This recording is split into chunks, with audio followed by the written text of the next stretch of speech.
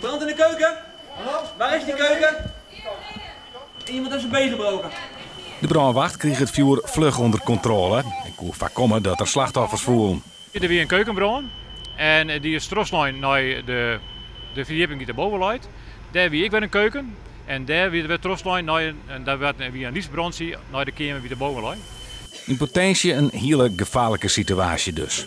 Gelukkig gaat het hier om een grote oefening van de brandwacht. In gearwerking bij de bewoners van het studentenhuis.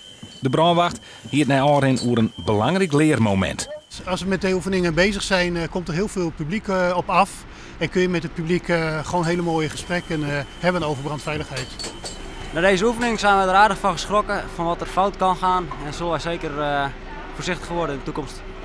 Het gaat de Aarden jaren een paar keer goed mis met een brand in een studentenhuis in Ljouwert. De oefening was dan ook een grote wensk van de eigenaar van het pand. Ik kom onverwachts af en toe binnen, ja, sorry. Maar als ik dan ook kaarsen zie branden, zoals laatst in hoge wijnflessen. Ja, dan zeg ik ook, sorry jongens, dit kan echt niet. Wees ervan bewust wat er kan gebeuren. Als je even naar je kamer toe loopt, dan kan zoiets zo in de keuken tot een klein fikje, tot aan een grote brand uiteindelijk uitmonden. En dat willen we niet.